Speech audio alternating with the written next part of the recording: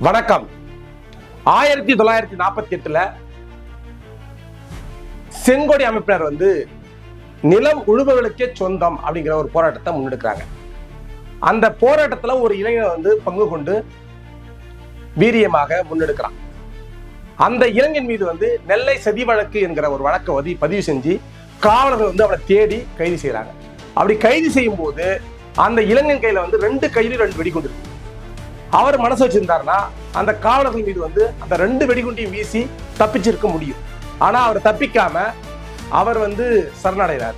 அப்படி சரணடைஞ்ச அந்த இளைஞன் மீது பூட்ஸ் காலை மிதிச்சு அவருடைய பெரிய மீசைய சுருட்டுக்களால சுட்டு ஒவ்வொரு முடியாக புடுங்கி எடுக்கிறாங்க. அப்படி எடுக்கப்பட்ட அந்த இளைஞர்கிட்ட காவலர்கள் டிமாண்ட் வைக்கிறாங்க. நீ இந்த வழக்குல இருந்து விடுபடுறானா நீ மன்னிப்பு கடிதம் எழுதி கொடுத்துட்டு போகலாம் அப்படின்னு சொல்லி காவலர்கள் சொல்றாங்க. ஆனா அதையெல்லாம் மீறி அவர் அந்த மன்னிப்பு கடிதம் எழுதி கொடுக்காம 7 ஆண்டு காலம் சிறையில் இருந்து அந்த சிறைவாசத்தை முடிச்சுட்டு வெளியே மக்களுக்காக போராடுறாரு. அதே சமகாலத்துல வட இந்தியாவில ஒரு இளைஞன் அரசுக்கு எதிராக செயல்பட்டார் சொல்லி காவலர்கள் அவரை கைது செய்து இந்த வழக்கில இருந்து நீ விடுபடணும்னா அரசுக்கு நீ ஒரு மன்னிப்பு கடிதம் எழுதி கொடுத்து நீ போகலாம் அப்படின்னு சொல்லி காவலர்கள் அறிவுறுத்துறாங்க. அதே போல அந்த வடநாட்டு இளைஞன் மன்னிப்பு கடிதம் எழுதி கொடுத்துட்டு அந்த வழக்கில் தன்னை விடுவித்துக் கொண்டதாக ஒரு வரலாறு. அந்த வடநாட்டு இளைஞர் பிற்காலத்துல இந்தியாவுடைய பாரத பிரதமராக ஆகி ஒரு பெரிய உச்சத்தை அடைகிறார். அவர் தான் அடல் பிகாரி வாஜ்பாய். அதே போல தென் தமிழ்நாட்டுல நிலம் முழுவதுக்கே சொந்தம் சொல்லி செங்கோடி அமைப்பினால ஒரு போராட்டத்தை முன்னெடுத்து காவலர்களாக கைது செய்யப்பட்டு 7 ஆண்டு காலம் சிறையில் இருந்தார்ல, அவர் தான் நல்லக்கண்ணு ஐயா.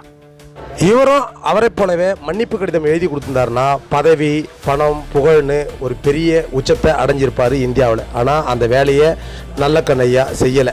நல்லக்கண்ணு ஐயா ஐயா என்று அழைப்பதை விட அவர் தோழர் நல்லக்கண்ணு என்று அழைப்பதை தான் அவர் மிகவும் விருப்பப்படுவார். அந்த தோழர் நல்லக்கண்ணுடைய வாழ்க்கையில நடந்த சில சம்பவங்களை தான் இந்த வீடியோவில் நம்ம பார்க்க இருக்கிறோம். வாங்க வீடியோக்குள்ள போவோம்.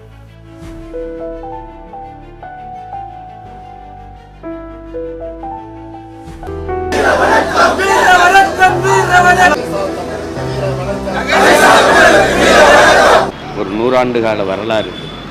ஒரு தலைவன் இப்படி இருக்கணும், எளிமையாக, நேர்மையாக, தூய்மையாக ஒரு தலைவன் இப்படி இருக்கணுங்கிறதுக்கு ஒரு சான்று. உச்சம் மார்க்சியம். அந்த மார்க்சியத்தை கடைசி வரை ஒரு செகண்ட் கூட விசகாமல் கடைப்பிடித்த ஒரு மாமனிதர் நல்லக்கண்ணையா. நல்லக்கண்ணையா மாதிரி ஒரு தலைவர், ரொம்ப அரிய தலைவர். மக்களுக்காக, மக்கள் பிரச்சனைக்காக இறங்கி நின்று சட்ட போராட்டம் வரைக்கும் செஞ்சு அதுக்கான தீர்வுகள் கொண்டு வர தலைவர். விவசாய மக்களுக்கு ஒடுக்குமுறை இருக்கிற இடத்துலையும் நேராக போய் நின்று போராடுறது. இந்த மாதிரி தலைவர் இன்னும் கொஞ்ச நாள் கழிச்சு இருந்தாங்கன்னு சொன்னாங்க கூட யாரும் நம்ப மாட்டாங்க.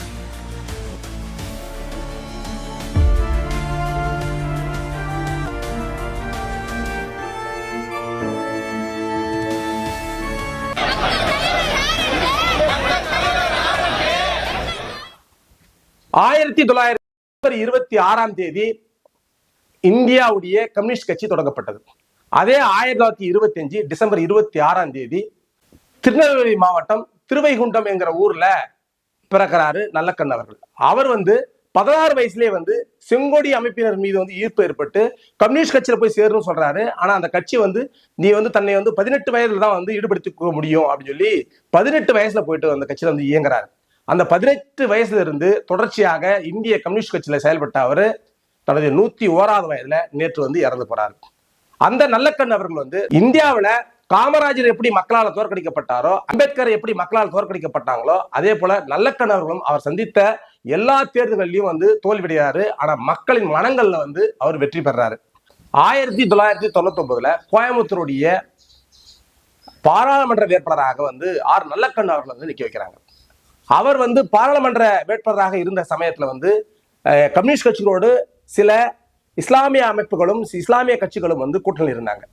அந்த சமயத்துல 1998 கோயம்புத்தூர் அந்த பாம் பிளாஸ்ட் நடந்த அந்த சமயம் என்பதனால இந்து மக்கள் மத்தியில இஸ்லாமிய அமைப்புகள் மீதும் இஸ்லாமிய மக்கள் மீதும் ஒரு பெரிய வெறுப்பு இருந்தது. அதையெல்லாம் மீறி அதையெல்லாம் கருத்தில் கொண்டு அன்னைக்கு இருந்த கூட்டணி கட்சிகள் என்ன பண்றாங்கன்னா, இஸ்லாமிய அமைப்புகளை எங்க கட்சியுடைய கொடிகளை பிரச்சார வாகனத்துல நீங்க கட்டாதீங்க, எடுங்கன்னு சொல்லி ஒரு உத்தரவு போட்டு அதை எடுத்திருக்காங்க. பாராளுமன்ற வேட்பாளரான நல்லக்கண்ணு ஐயா என்ன பண்றாருன்னா, ஏன் இஸ்லாமிய அமைப்பினுடைய கட்சி கொடி இந்த வாகனத்துல இல்லை அப்படின்னு கேள்வி எழுப்பி அந்த கட்சிகளுடைய கொடியும் கட்ட வைக்கிறார். அதாவது அன்னைக்கு அந்த பாராளுமன்ற வாகன அந்த வேட்பாளருடைய வாகனத்துல ஏன் அந்த கொடியை கட்டலறானா இந்து மக்களுடைய வெறுப்புக்கு ஆளாவாரு வேட்பாளர் அப்படின்றதுனாலதான் அந்த கட்சி கொடிகளை அந்த வாகனத்துல வந்து கட்ட வேணாம் சொல்லி அவங்க மறுக்கிறாங்க. ஆனாலும் அவங்க வாக்கு செலுத்தல. அந்த அமைப்புகளையும் அந்த கட்சிகளையும் கூட்டணி கட்சிகளையும் வந்து நம்ம அங்கீகாரப்படுத்தணுன்றத உறுதியாக நின்று அந்த கட்சியுடைய கொடிகளை கட்டிக்கொண்டு அவர் வாக்கு சேகரித்தது வந்து பிற்காலத்துல ஒரு பேசுபொருளாக மாறியது. கள்ளர், மறவர், அகமுடையார் போன்ற சமூகங்கள் இருந்து எண்ணற்ற செங்கொடி வீரர்கள் இந்திய கம்யூனிஸ்ட் கட்சிகளை தங்களை இணைத்துக் கொண்டு முற்போக்கு பேசிக்கொண்டு பல போராட்டங்களை வந்து நிலச்சுவார்ந்தவர்களுக்கு எதிராக, பிறப்பின் அடிப்படையில் உயர்வுதாழ்வு கற்பிக்கின்ற ஆதிக்கவாதிகளுக்கு எதிராக அந்த சமூகத்திலிருந்து நிறைய முற்போக்குவாதிகள் வந்து போராட்டங்களை முன்னெடுத்திருக்காங்க. அதுவும் குறிப்பாக செங்கொடி அமைப்பு வந்து தென் தமிழ்நாட்டில் முன்னெடுத்திருக்குது.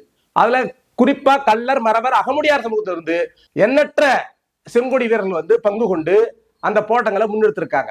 அதே போல ஒரு தேவர் சமூகத்துடைய பின்னணியிலிருந்து வந்தவர், அதாவது தலித் அல்லாதோர் ஒரு குடும்பத்திலிருந்து வந்தவர் ஐயா நல்லக்கண்ணு அவர்கள் வந்து 1996 ஒரு கலவரம் தென் தமிழ்நாட்டில் கலவரம் நடக்குது. அதாவது தேவர் கம்யூனிட்டிக்கும் பட்டியல் சமூக மக்களுக்கும் வந்து ஒரு பெரிய ஒரு சாதி கலவரம் நடக்குது. அந்த கலவரத்தின் போது தன்னுடைய சொந்த மாமனாரே இறக்கிறார்.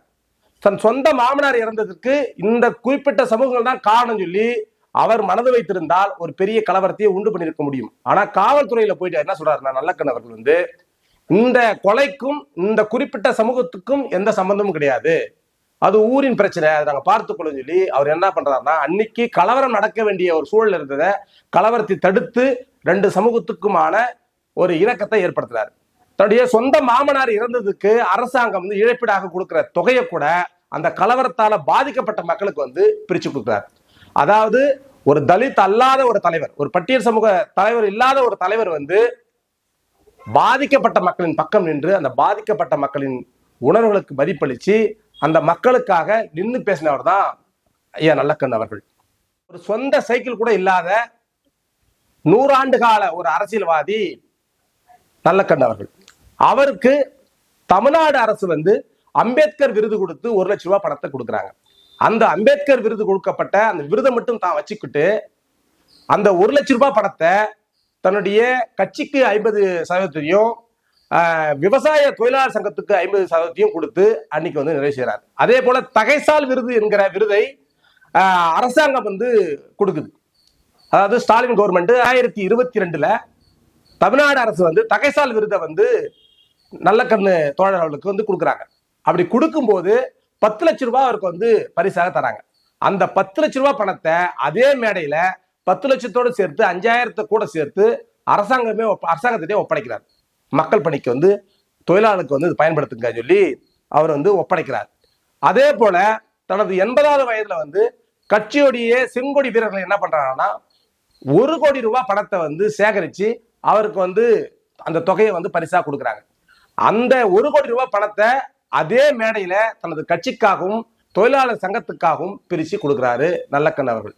அப்போ ஒரு சொந்த சைக்கிள் கூட வச்சுக்க முடியாத ஒரு ஏழ்மையில் இருக்கிற ஒரு அரசியல் கட்சி தலைவர் அந்த பணத்தை வெறும் காகிதமாக தான் பார்த்தார் என்பதற்கு இந்த 1 கோடி ரூபாய் அவர் வந்து கட்சிக்காக கொடுத்தாருன்றத நம்ம பொருத்தி பார்க்கணும். 1 கோடி ரூபாய் பணம், அந்த பணத்தை வெறும் காகிதமாக பார்த்து அதை திருப்பி அந்த கட்சிக்கே கொடுக்கிற ஒரு அரசியல் கட்சி தலைவரை இந்திய வரலாற்றுல நம்ம சமகாலத்துல அவரை மட்டும்தான் பார்க்க முடியும். கட்சி கொடுக்கின்ற வெறும் 2500 ரூபாய் பணத்தையும் ஓய்வூதியமாக வருகின்ற 4500 ரூபாய் பணத்தையும் வச்சுக்கிட்டு தனது வாழ்க்கையை வாழ்நாள் முழுவதும் வாழ்ந்த ஒரு அரசியல் கட்சி தலைவர் இந்தியாவிலேயே யாருன்னு பாத்தீங்கன்னா அது வந்து நல்லக்கண்ணு தோழர் தான்.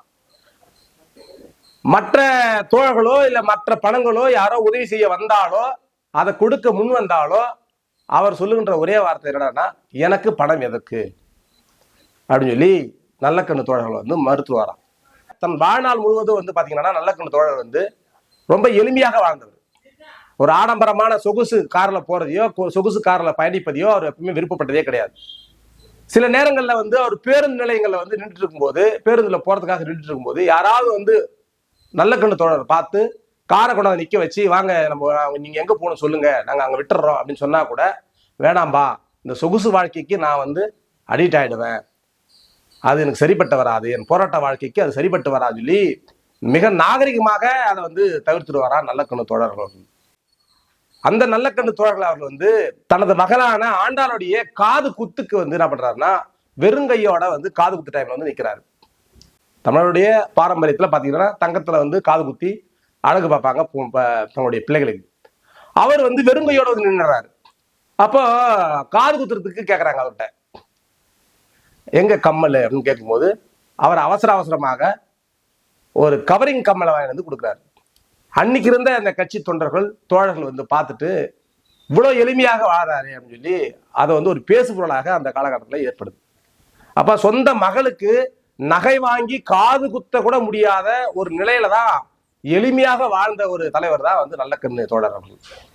அதே போல தன் மகள் வந்து என்ன பண்றாங்கன்னா, கட்சி அலுவலகத்துல வந்து 10 நாள் வந்து தங்கி இருக்க வேண்டிய ஒரு சூழல் ஏற்படுது. அதுக்கு வந்து அவங்க மகள் வந்து 10 நாள் இருந்து வெளியே ஏறும்போது அந்த கட்சி அலுவலகத்துல தங்கனதுக்கான வாடகையாக தன் மகளிடமே 110 ரூபாயை பெற்றுக்கொண்டு அது ரசீதி போட்டு கொடுக்குறாரு. இதெல்லாம் வந்து நல்லக்கண்ணு தோழர் வந்து பதித்த முத்திரை. 2015 டிசம்பர் மாதம் வந்து சென்னையில வந்து மிகப்பெரிய ஒரு வெள்ளம் ஏற்பட்டு, மழை வெள்ளம் ஏற்பட்டு, இந்த அவர் தங்கியிருந்த இந்த சிஐடி இந்த நகர் வந்து நீர்ல மூழ்கி போகுது. கிட்டத்தட்ட மாற அளவுக்கு தண்ணி. நல்லக்கண்ணு தோழர்கள் அவர்கள் வந்து அந்த வெள்ளத்துல பாதிப்புக்குள்ளாகி ஒரு வீட்டுக்குள்ள மாட்டிக்கிட்டாருன்னு தெரிஞ்ச உடனே அரசாங்கம் உடனடியாக ஒரு ரப்பர் போட்டை அனுப்பி வைக்குது. அவரை எப்படியாவது மீட்டு கொண்டு வந்துருங்க அப்படின்னு சொல்லி அனுப்புது. அங்க ரப்பர் போர்டோட போன அந்த பாதுகாப்பு படையினர், ஐயா உடனடியாக நாங்கள் உங்களா மீட்க வந்திருக்கோம், நீங்க வாங்க அப்படின்னு கூப்பிடும்போது அவர் சொல்றாரு, இல்ல என் பக்கத்து வீட்டுல வந்து ஒரு பெண்மணி இருக்காங்க, இன்னொரு எதிர் வீட்டுல வந்து ஒரு குழந்தையோட ஒரு தாய்மார் இருக்காங்க, அவங்களை எல்லாம் காப்பாத்திட்டு வந்தாதான் நான் வருவேன் அப்படின்னு சொல்லி அவர் அடம் பிடிக்கிறார். ஆனா அரசாங்கம் உத்தரவு போடுது அவரை எப்படியாவது மீட்டு கொண்டு வந்துருங்கன்னு சொல்லி. ஆனா அவர் சொல்றாரு, இந்த பகுதியில் வாழ்கின்ற மக்கள் கடைசி நபர் இங்கிருந்து வெளியேறுகிற வரை நான் இந்த வீட்டுல இருந்து வெளியே வர மாட்டேன் அப்படின்னு சொல்லி அவர் மறுக்கிறார். அதே போல அவருடைய கோரிக்கையை ஏற்று பக்கத்துல இருந்தவங்க எதிரில் இருந்தவங்க எல்லாரையும் கொண்டு போய் சேர்த்த பிறகுதான் அவர் வந்து அந்த 2015 அந்த வெள்ளப்பெருக்குல இருந்து அவர் அந்த சிஐடி அந்த வீட்டுல இருந்து வெளியேறி தனது கட்சி அலுவலகமான அந்த 8க்கு 10 அறையில வந்து சாதாரணமாக தங்குறார். அப்படி ரொம்ப எளிமையாக எது மக்களுக்கு தேவையோ அதுக்காக வாழ்ந்த ஒரு தலைவன் தான் நல்லக்கண்ணு தோழர் அவர்கள். தென் தமிழ்நாட்டுல வந்து பாத்தீங்கன்னா பாப்பரப்பட்டி கீரிப்பட்டி என்கிற 2 கிராமத்துல வந்து ஊராட்சி மன்ற தலைவர்கள் வந்து பதவி ஏற்க முடியாத ஒரு சூழல் இருக்கு. அதாவது பட்டியல் சமூக தலைவர்கள் வந்து பதவி ஏற்க முடியாதுன்னு சொல்லி ஆதிக்கவாதிகளால மிரட்டப்படுது. அப்ப அதுக்கு எதிராக கிட்டத்தட்ட 4000க்கும் மேற்பட்ட செங்கோடி தொண்டர்களை வந்து திரட்டி மிகப்பெரிய அளவில் ஒரு போராட்டத்தை முன்னெடுத்து அந்த கீரிப்பட்டி பாப்பாரப்பட்டின்ற அந்த ஊர்ல ஊராட்சி மன்ற தலைவர் வந்து பதவி ஏற்பதற்கு வழிவகை செய்கிறார். ஒரு பட்டியல் சமூக அல்லாத ஒரு தலைவர், பட்டியல் சமூக தலைவர்கள் வந்து பதவி ஏற்கணும் என்பதற்காக ஒரு போராட்டத்தை முன்னெடுத்து அந்த போராட்டத்துல வெற்றி கண்டவரும் வந்து யாருன்னு பாத்தீங்கன்னா அது வந்து நல்லக்கண்ணு தோழர்கள் அவர்கள் தான். அதே போல தனது 85வது வயதுல தாமிரபரணி ஆற்றில இருந்து மணல் வந்து கொள்ளை அடிக்கிறாங்க, மணல் கொள்ளை நடக்குது, அப்படி தொடர்ச்சியாக மணல் எடுக்கப்பட்டா 6 செத்து போகும் என்பதற்காக தாமிரபரணி ஆற்றிலிருந்து மணல் எடுப்பதற்கு நீதிமன்றம் வரை சென்று 5 ஆண்டு காலம் தாமிரபரணி அணையிலிருந்து மணல் எடுப்பதற்கு தடை வாங்கி வந்தவர் வந்து தோழர் நல்லக்கண்ணு அவர்கள். அந்த அளவுக்கு வந்து இந்த மண்ணின் மீதும் மக்களின் மீதும் வந்து தீராத பற்று கொண்டு மக்களின் நலப்பணியில கிட்டத்தட்ட வந்து 100 ஆண்டு காலம் வாழ்ந்து 80 ஆண்டு காலம் பொது வாழ்வில் ஈடுபட்டு மக்களின் மனங்கள்ல வந்து வென்றிருக்காரு தோழர் நல்லக்கண்ணு அவர்கள். அவரை இழந்திருப்பது என்பது வந்து அவருடைய தனிப்பட்ட குடும்பத்திற்கோ இல்ல செங்கோடி கட்சியினருக்கோ இழப்பு அல்ல, அது ஒட்டுமொத்த இந்தியாவுக்கும் தமிழ்நாட்டுக்கும் அது வந்து பெரிய இழப்பு என்பதை இந்த வீடியோ மூலமா தெரிவிச்சுக்கிட்டு, இந்த நேரத்துல நாமும் நம்ம சார்பாகவும் ஆழ்ந்த இரங்கலை வந்து தெரிவித்துக் கொள்கிறோம். நன்றி, வணக்கம்.